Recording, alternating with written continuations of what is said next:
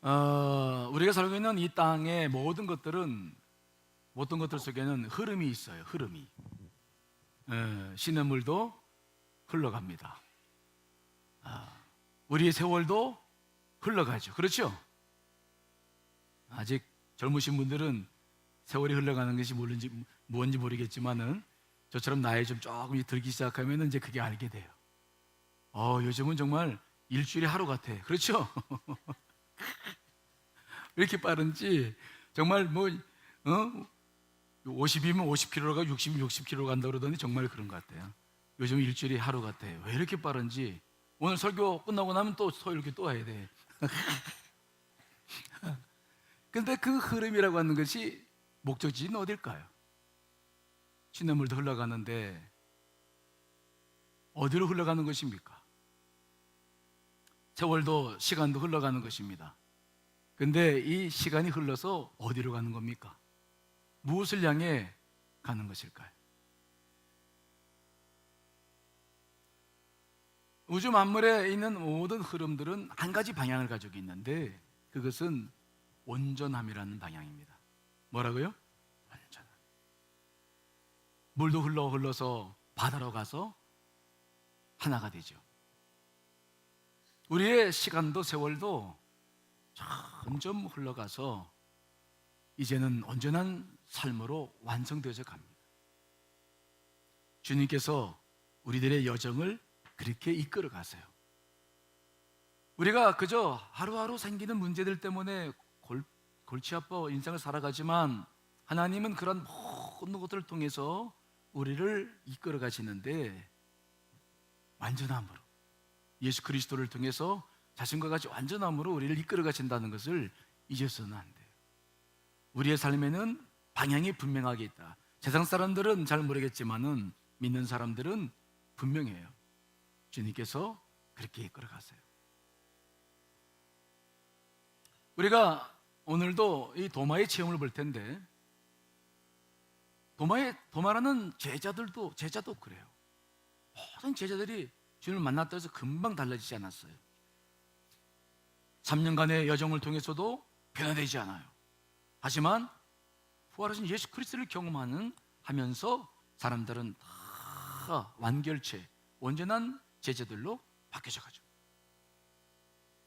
그래서 우리는 지금 내가 삶을 살고 있으면서 힘들고 어려운 여러 가지 여건 속만 바라보지 말고 이런 모든 것들이 결국은 예수 그리스도를 통해서 흘러가면서 완전을 향해 나아가고 있다. 특별히 우리 감리교회는 조한 웨슬리 목사님께서 감리교회를 세우셨는데 그리스도 완전을 믿죠. 이 땅에서도 완전할 수 있다. 그 완전을 향해 우리는 나아가고 있죠. 삶이 힘든 이유가 뭔 줄 아십니까? 아직 완전치 않기 때문에 그래요. 쉬운 말로 말하면 통합이 되지 않았어요. 내 내면의 삶과 내 바깥 사람이 통합되지 않았어요. 사도 바울의 고백처럼 선을 행하기 원하는 그 선을 행하기 원하는 나에게 악이 함께 있는 거예요.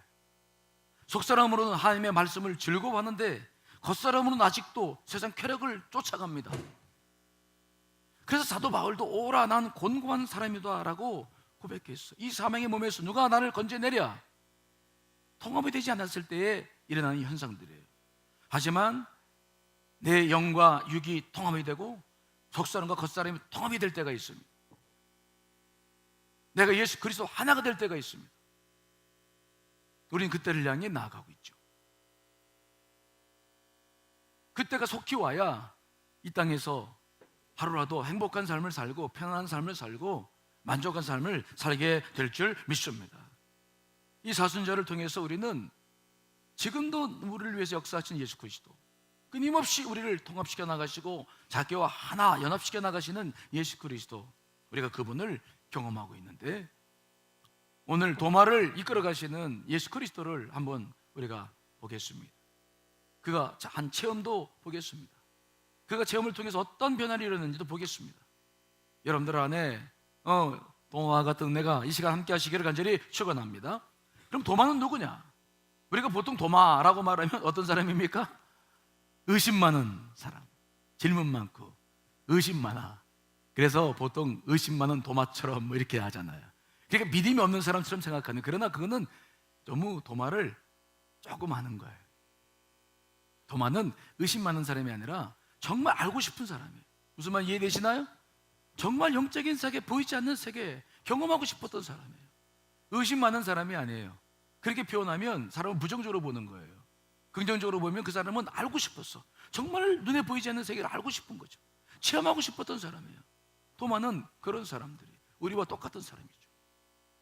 자, 그는 어떤 사람이었을까? 성경에 보면, 요한복음에 보면은 세 군데에서 이 도마를 소개하고 있는데, 제일 먼저 소개하는 것은 요한복음 11장이에요. 11장에서 어떤 이야기를 하고 있냐면, 죽은 나사로를 살리시려고 주님께서 이제 때가 되심에 가시려고 그랬어요. 하지만 주님께서 마르다와 마리아의 연락을 받고 이틀 동안 베다니로 가지 않았던 것은 뭐냐면, 그 나사로의 병이 죽을 병이 아니라 하나님의 영광을 위한 병이라고 믿었어요. 그리고 그것을 통해서 제자들의 믿음을 돈독히 하시려고, 그런 기회로, 즉 나사로의 부활을 통해서 제자들의 믿음을 견고히 하시려고 기회를 삼으셨기 때문에 이제 이틀 동안 가시지 않으셨어요. 나사로가 그래서 죽었어. 장사가 됐어요. 장사가 지냈어요. 근데 이틀을 지난 다음에 예수님께서 이제 때가 됐으니까 가자 그랬는데 제자들이 가려고 하지 않아요. 왜냐하면 지금 상황은 십자가를 지시기 약 2주 전 아니면 3주 전인데, 그 언간이 2주나 3주 한 15일, 20일 그 언간이에요. 그러니까 굉장히 대제사장과 바리새인들이 예수를 죽일 모의를 이미 공모했고, 백성들을 선동해서 예수 그리스도를 대적하는 사회적 분위기가 굉장히 많았어요. 주님께서 우리 친구, 내 친구 나사로가 잠들었지 깨우러 가자라고 하니까 요한복음 11장 8절에 제자들이 뭐라고 말하냐면, 라피요, 방금도 유대인들이 돌로 치려 했는데 또 가시려고 하십니까? 분위기가 그 정도예요. 그러니까 굉장히 위험한 상황이니까 제자들이 안 가려고 하는 거예요. 그러니까 주님께서 답답하셔가지고 나사로가 잠들었도다. 제자들이 말합니다. 잠들었으면 깨어나겠죠. 어이구, 이 멍청한 놈들, 깨어난 게 아니라 죽었다 이놈들아. 자, 거기 요한복음 11장 14절 15절 읽어보겠습니다. 시작. 이에 예수께서 밝히 이르시되 나사로가 죽었느니라.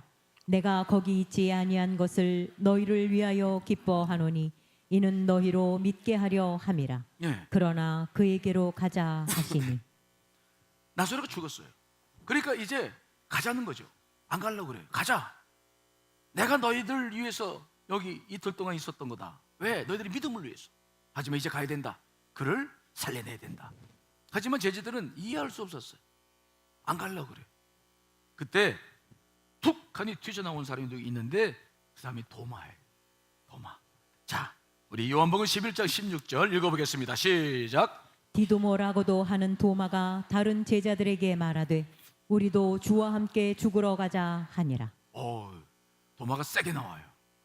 제자들이 안 가려고 막 하니까, 지금 상황이 안 좋으니까 안 가려고 자꾸 빼니까, 예수님께서 몇 번 말씀하셨는데도 듣지 않으니까 이 도마가 푹 일어나더니, 야, 가자! 우리가 예수님께 죽으러 가자! 죽으러 가자는 거지. 갑자기 막 일어나가지고 막 죽으러 가자. 우리가 이 말씀을 통해서 도마의 성품을 알 수 있죠. 도마는 어떤 사람입니까? 도마는 굉장히 의리가 있는 사람이었어요. 그는 예수 그리스도의 제자라는 것을 잊지 않았어요. 제자라면 스승이 말씀하면 가야지. 왜 안 가냐? 지금 상황이 안 좋아서 돌에 맞아 죽을 것 같으면 죽어야지. 그러면서 막 같은 제자들에게 원칙론을 이야기하면서 강력하게 막 이야기를 해요. 대단히 자기 주장이 강한 사람이죠. 예를 들어서 다른 제자를 배려했다면 아마 이렇게 말했을까요? 나는 예수님과 죽으러 가겠다, 이렇게 말을 했어야 되는데, 도마는 막 싸잡아서 다 말해. 우리가 죽으러 가자! 막 그러는 거죠. 굉장히 원칙주의자고 자기 주장이 너무 강한 사람이에요. 다른 사람 말 잘 안 들어. 아주 그냥 조금 근데 그러한 반면에 이 사람의 약점이 있는데, 그것은 뭐냐면 예수님을 아직도 모르고 있어요. 아니, 예수님께서 지금 죽으러 가자고 한 거예요? 십자가를 지러 가자고 한 거예요? 아니면 나사로를 살리러 가시려고 하는 겁니까? 나사로를 살리러 가자 하는데 도마는 예수 그리스도가 무슨 말씀하시는지 이해를 못해요. 죽으러 가자는 거예요. 돌에 맞아 죽으면 죽는 거 아니냐, 가자. 예수님은 몰라요. 지난 3년 동안 도마는 예수님을 제자로서 따라다녔어요. 배웠습니다. 그가 경험했던 수많은 기적들이 있었어요. 요한복음에만 해도 6가지 기적이 나와요. 그가 직접 체험한 것들입니다. 물로 포도주를 만든 기적도 있었습니다. 또 왕의 신하를 고치셨던 표적도 있었습니다. 38년의 병자를 치유하셨던 표적도 있었고, 너무도 유명한 오병이의 기적도 도마도 다 봤던 거고 경험했던 거예요. 또 예수님께서 물 위를 걷는 것도 보셨고 보았고, 맹인의 눈을 고쳐주는 표적도 직접 봤던 사람이에요. 그런데 문제는 아직도 예수님이 누군지는 몰라요. 영적인 눈은 떠져 있지 않아. 육적으로는 좀 인간적인 면도 있고 뭔가 자기 목숨을 내놓을 수도 있는 사람이지만 아직 영적인 눈은 전혀 뜨여 있지 않은 사람이었어요. 그렇게 무딘 사람이었어요. 우리보다 훨씬 더 무딘 사람이, 여러분보다. 그렇죠? 우리가 정말 예수님 곁에서 오병이의 기적을 보고 무리를 거두시는 거 보고 막 그런 기적을 봤으면 우리 다 변했을 거죠. 그렇죠? 왜 웃어요? 도마는 우리보다도 못한 사람인지 몰라요. 그 기적을 보고 그 주옥 같은 말씀들을 곁에서 들었는데, 주님 곁에 있었는데도 이렇게 그냥 몰라. 정말 사람들은 변하기 어려워요. 그런데 이러한 도마는 그 다음에도 또 자기의 특징을 그냥 드러내죠. 요한복음 14장에 보면은 이제 어떤 말씀이 나오냐면, 예수님께서 이제 정말 때가 다 되셨어. 그래서 제자들에게 이제 여러 가지 성령에 대한 이야기, 하나됨에 대한 이야기를 말씀하시면서 본인은 이제 하늘나라로 갈 것이다, 십자가를 지고 하늘나라로 갈 것이다, 그 얘기를 합니다. 그런데 도마는 그 얘기 이해를 못해요. 거기서도 또, 자, 거기 14장 1절로 4절 말씀 읽습니다. 시작. 너희는 마음에 근심하지 말라. 하나님을 믿으니 또 나를 믿으라. 내 아버지 집에 거할 곳이 많도다. 그렇지 않으면 너희에게 일렀으리라. 내가 너희를 위하여 거처를 예비하러 가노니, 가서 너희를 위하여 거처를 예비하면 내가 다시 와서 너희를 내게로 영접하여 나 있는 곳에 너희도 있게 하리라. 내가 어디로 가는지 그 길을 너희가 아느니라. 아멘. 3년간 훈련시켰어요. 이제 정말 이제 한 일주일, 열흘밖에 안 남아서 십자가를 지실 때가, 주님께서 뭐라고 말씀하시냐면은 그 길을 너희가 아느니라.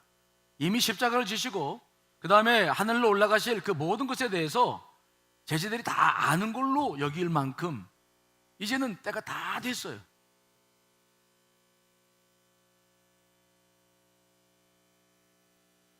그래서 자기가 아버지 집 하늘나라 올라가서 우리가 있을 거처를 예비해 다 하겠다라고 말씀을 하셨어요.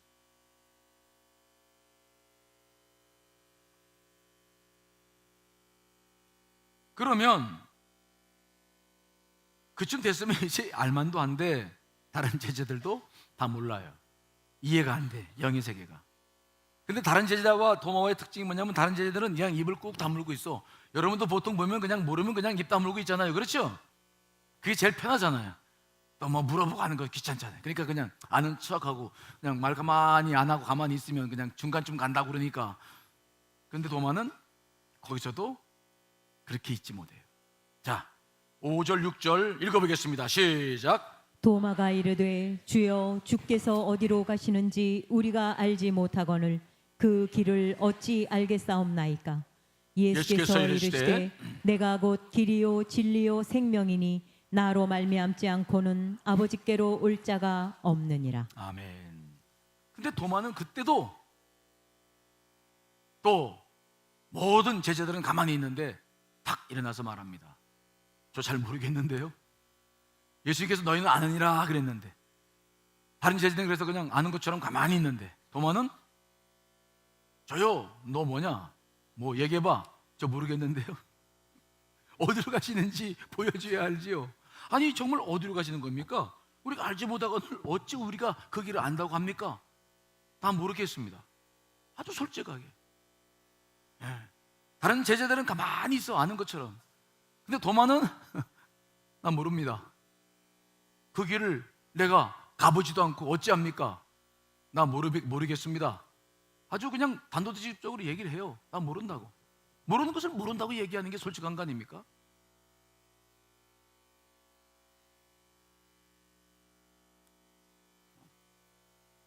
이것은 요한복음 11장과 비교해 보면 조금 상반되죠. 그때는 죽으러 가자까지 했어요. 근데 왜 지금은 아버지 집에 간다고 하니까 또 질문을 하는 겁니까? 그때는 도마는 예수님께서 지금 가실 때가 배단이 나사로의 집인 것을 알고 있었어요. 그는 알고 있는 것에 대해서는 자기 몸을 다 내놓을 수 없습니다. 나 죽기도 하겠습니다. 갑시다. 그런데 지금 예수님께서 말씀하시는 천국의 아버지 집은 이 도마가 아는 곳입니까? 모르는 곳입니까? 몰라요. 모르니까 동의 못하고 나는 거기 갈 수 없습니다. 아주 분명하게 알지 못하고 확신하지 못하는 것에 대해서는 자기는 어떤 것도 할 수 없다는 것을 오늘 지금 보여주고 있는 것을 보게 됩니다. 그렇게 분명한 사람이에요. 분명한 사람. 요즘 이런 사람들이 우리 곁에 한두 명씩 있습니까? 없습니까? 있죠. 거치거치 묻고 개묻고 모르면 모른다 그러고 그런 사람들이 좋아요? 불편해요? 각자 알아서 생각하세요. 주님께서 이 도마의 이야기를 듣고 뭐라고 답변하십니까? 도마야, 도마야, 네가 아직 그걸 잘 모르는데 그것이 모른다고 그래서 몰라지는 게 아니야. 내가 하는 말을 잘 들어라. 내가 곧 길이다, 진리요 생명이다. 이 길이라고 하는 건 뭡니까? 목적지까지 안내하는 거잖아요. 예를 들어서 우리가 부산에 가려면은 1번 고속도로 타고 가면 부산까지 가는 거죠. 오늘 주님께서 뭐라고 말씀하시냐면 네가 천국을 몰라도 나를 알고 있지 않느냐. 내가 곧 길이야. 나를 따라오면 네가 거기 갈 것이다 라고 말씀하십니다.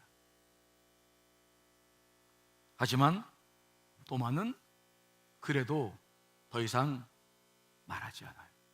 그러니까 이 도마라는 사람은 굉장히 현실주의적인 사람들이고 굉장히 뭐라 그럴까, 실증적인, 그러니까 눈으로 보고 확인하고 그런 거라면 모든 걸 내놓는데 그렇지 않은 것에 대해서는 전혀 마음의 문을 열거나 자기를 내어놓을 수 있는 사람이 아니에요. 예수님이 왜 이런 제자를 뽑았나 몰라. 그렇죠? 하지만 예수님은 이런 제자에게도 굉장히 중요한 일들을 해나갔어요. 자, 이러한 도마의 성품이기 때문에 이 도마는 예수님의 부활도 믿을 수가 없었어. 이제 예수님께서 막달라 마리아를 만나셨어요. 그리고 그에게 부활체를 보여주셨습니다. 그리고 이제 그날 밤에, 안식일 첫날 밤에는 제자들이 모여있는, 문을 꽁꽁 닫아있는 그 속에 쑥 들어가셔서 자기의 모든 것을 보여주시면서 부활하신 예수 그리스도를 그들로 믿게 했습니다. 제자들이 다 믿어서. 그런데 그때에 누가 없었다고요? 도마는 없었어. 지멋대로 사는 사람. 자, 24절 25절을 읽어보겠습니다. 시작. 12 제자 중에 하나로서 디두모라 불리는 도마는 예수께서 오셨을 때에 함께 있지 아니한지라. 다른 제자들이 그에게 이르되 우리가 주를 보았노라 하니 도마가 이르되 내가 그의 손에 못자국을 보며 내 손가락을 그 못자국에 넣으며 내 손을 그 옆구리에 넣어보지 않고는 믿지 아니하겠노라 하니라. 예수님께서 그 다른 제자들에게 자기를 다 보여주시고 난 다음에 도마가 제자들을 만났어요. 만났더니 제자들이 도마야, 도마야, 우리가 부활하신 주님 만났어. 주님 부활하셨어. 아니, 모든 제자가 다 그렇게 말을 하면은 좀 따라줘야 됩니까? 안 따라줘야 됩니까? 따라주고, 그래? 오, 그래?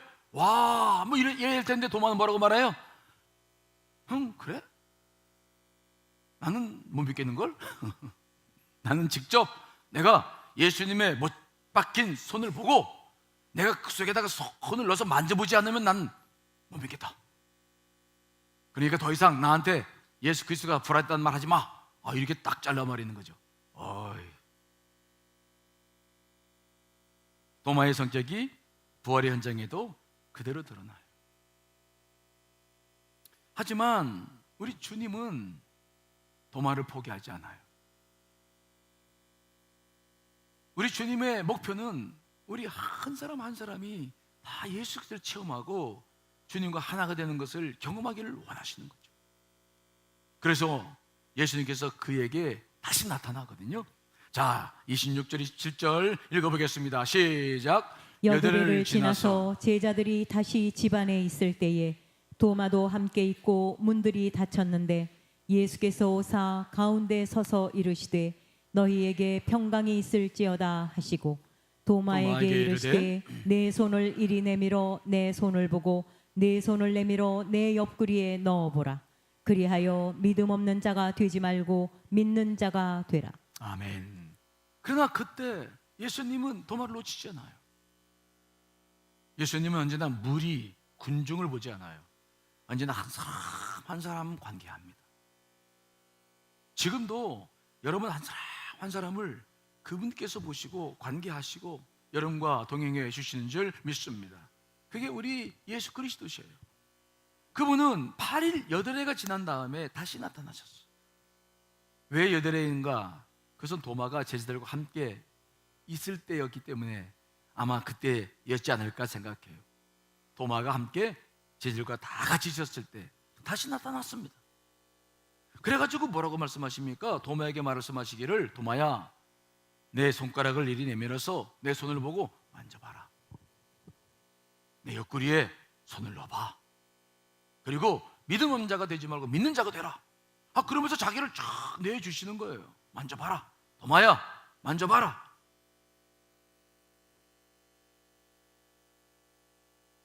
도마는 예수 그리스도를 직접 눈으로 부활하신 분을 보신 거예요. 그리고 정말 그가 말한 대로 예수 그리스도의 그 손에 못자국 난 것을 봤을 거예요. 보통 우리가 이 못자국은 손바닥이 아니라 손등 이쪽 손목이라고 우리가 알고 있죠. 왜냐하면 여기가 뼈가 있어서 여기에 못을 박아야 이 시체가 이제 이렇게 내려오니 하니까 아마 주님께서 그 손을 보여주었을 거예요. 도마는 눈을 크게 뜨고 봤을 거예요. 예수님의 그 못자국은 그 못의 지름이 1cm입니다. 굉장히 컸어요. 그것이 이미 뚫렸던 그 현장이죠. 도마는 큰 눈을 떠서 그 상처를 쭉 보면서 손을 넣어가지고 만져봤어요. 이게 환상인가 진짠가. 그래서 손목을 쭉 만져봤는데 만져보니까 거기에 부러진 뼈자국들이 있고 그 뼈자국 사이에 살과 심줄과 근육들이 있고 그들이 생생하게 느껴지는 영적 체험을 그는 하기 시작하는 것이죠. 또 옆구리에 손을 넣어서 창자국, 예수님께서 죽었는지 확인하려고 로마 군사가 옆구리에 창을 확 찔러서 갈비뼈가 부러지면서 심장에서 터져서 피가 물이 나왔던 그 옆구리에 손을 또 넣어보는 거예요. 그리고는 또 만져보는 거죠. 부러진 갈비뼈 사이로 살들이 채워져 있었고 신경들과 거기에 뜨거운 그 온도가 느껴졌을 그 신비로운 상황이죠.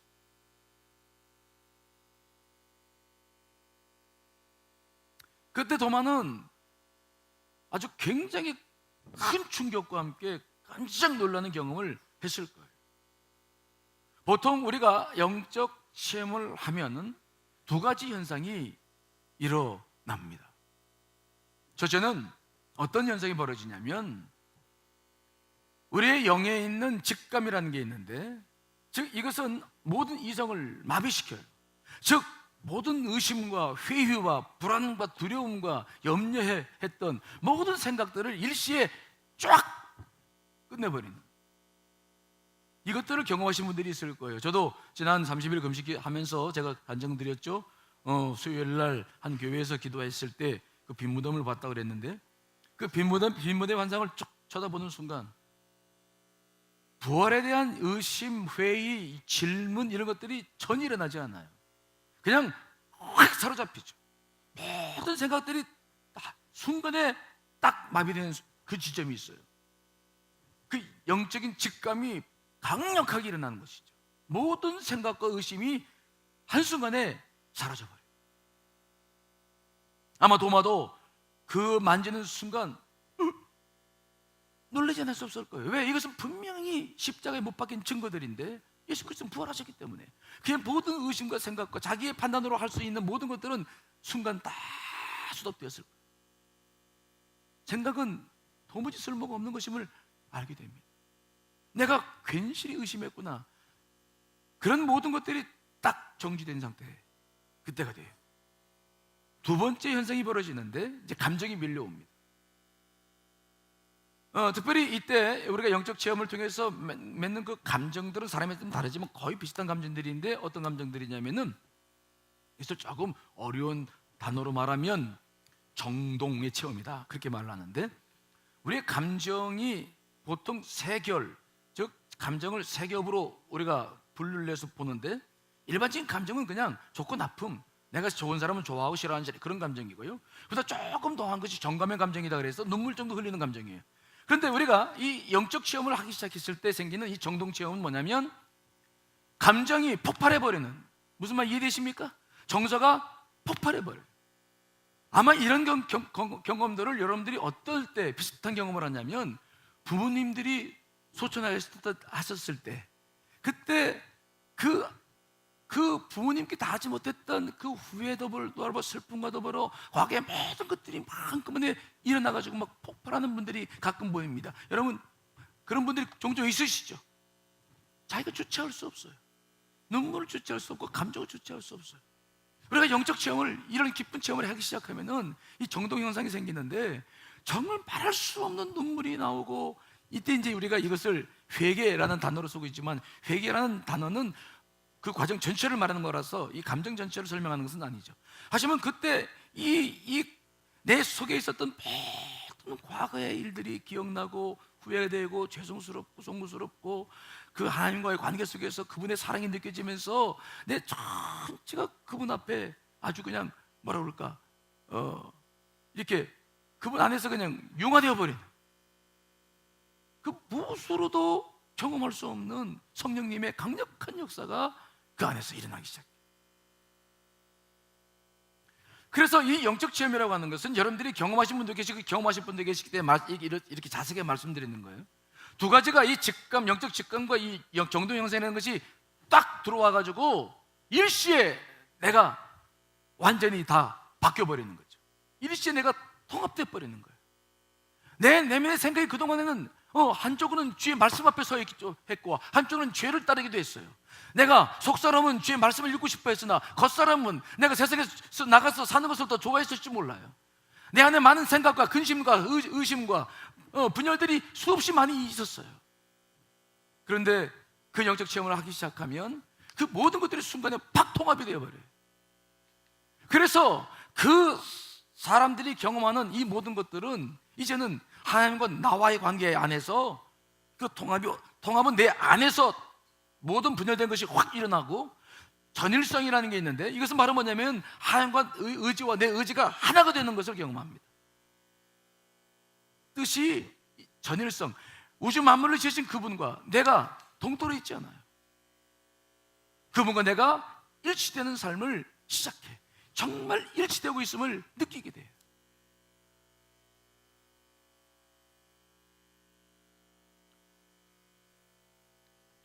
그래서 이런 현상이 벌어지면서부터 어떤 일이 벌어지면 성격도 확 바뀌어버립니다. 정말로 새로운 피조물을 경험하게 되는 줄 믿습니다. 그래서 이 체험자가 그때부터 금욕적인 영적인 굳건한 태도가 세워지고, 순결과 자비와 복종과 청빈의 삶과 정말 하나님의 뜻을 향해서 온 전신을 드릴 수 있는 그 전일성, 하나님과 내 사이에 있는 중요한 일치를 느끼게 되는 순간이 경험되는 게 영적 체험인 것입니다.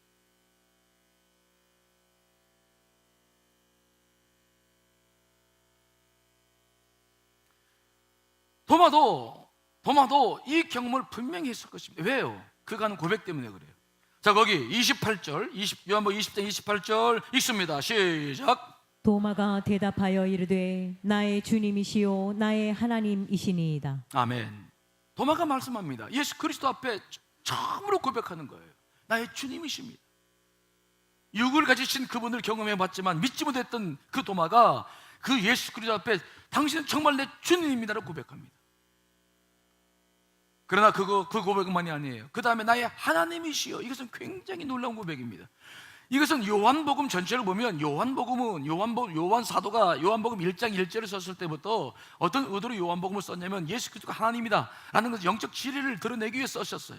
태초에 말씀이 계시니라. 이 말씀이 하나님과 함께 계셨으니 이 말씀은 곧 하나님이시니라. 그런데 바로 이 고백의 완결을 누구를 통해서 지금 시키고 있냐면 도마의 고백을 통해서 이 완결을 시켜나가는 것을 우리가 보는 것입니다. 도마는 그 영적 체험을 통해서 이분이 예수 그리스도인 것을, 이분이 주님이신 것을 경험했습니다. 그러나 그것만이 아닙니다. 이분이 정말로 하늘에서 내려오셨던 하나님의 아들이시요 하나님인 것을 그가 알게 된 거예요. 영적인 눈이 떠지면서 완벽하게 예수 그리스도가 하나님인 것을 그는 알게 됐고 고백했으며 이제 그분과 하나가 되었다는 것을 우리가 보게 됩니다. 그래서 우리가 이 도마복음이라는 게 있는데 이것은 외경입니다. 정경이 아니라 우리가 신구약 66권 안에 들어와 있지 않은 그런 것들이 있는데 도마복음이라는 게 있는데 우리가 정경을 받아들이지 않기 때문에 그것을 사실로 믿지 못하지만은 이제 그는 그의 행적을 도마 행적도 있는데 그런 것을 읽어보면 그는 이제 정말 변화되어져서 예수 그리스도 그분의 사명을 붙잡고 인도까지 갔어.